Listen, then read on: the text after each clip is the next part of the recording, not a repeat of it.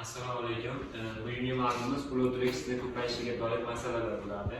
Bluetooth asosan ikki xil ko'payarkan, jinsiy hamda jinsiz ko'payarkan.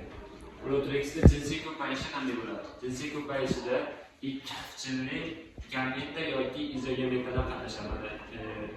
Izogametda ko'rinishi bu nimasi? Ikkita xilchilik. Bu Bluetoothning umumiy ko'rinishi bo'ladi. Bluetoothning o'sha vegetativ tanasi nima deyiladi? Hattana yoki tanlov deyiladi. Demak, Bluetooth bilan vegetativ tanasi hattana yoki tanlov nimasi bilan birikib turadi tuproqda? Rizoidlar bilan birikib turadi.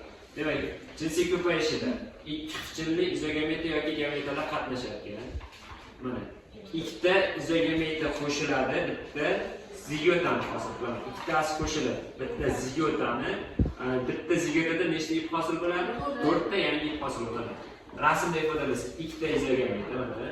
Bu nima edi? Bu zigota va bu 4 ta Bluetoothning yangi ipi. Bu jinsiy ko'payish hisoblanadi. Endi jinsiz ko'payishi. Jinsiz ko'payishida 4 xilchilik, mana 4 ta xilchilik bor. Bular nima deyiladi? 4 ta xilchilik bo'lsa, zaspora, ya'ni hayvonga o'xshab harakat qilinadigan o'sha organizmlar chalar hisoblanadi, organizmchalar. Bunda bitta zasporadan bitta Bluetooth o'sha hosil bo'ladi. Bitta zaspora, bitta Bluetooth. Tushundingmi? Masala misolida o'rganamiz. Qarang, birinchi masala. Bluetoothning jinsiy ko'payishida 256 ta gameta hosil bo'libdi.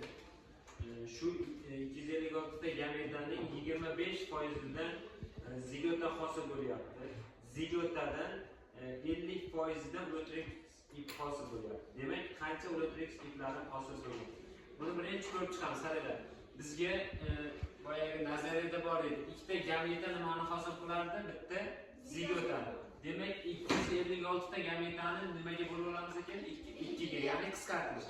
2 ga 1 nisbat, ya'ni qisqarish kerak. Bu 2 bo'lsa, bu 1 nisbat bo'lishi kerak. 2 ga qisqartirib olsak necha bo'ladi? 128. Demak, 128 tasi 100% bo'lsa, shuni masala shartida deyapti, 25% dan. Demak, 25% ni topamiz. Necha bo'ladi? 32 ta. Demak, 32 tasidan, 32 ta zigotadan mana bu hosil bo'lyapti. 100% bo'ladi. 32 100% bo'ladi. Buni endi zigotani 50% dan ip hosil bo'lishi kerak. Demak, 32 100 bo'lsa, 50 ga qancha bo'ladi? 16 bo'ladi. Demak, bitta zigotadan nechta ip hosil bo'lardi? 4 ta ip hosil bo'lsa, 16 ta zigotadan nechta ip hosil bo'ladi? Demak, javobimiz A javob bo'ladi. Tushundingmi?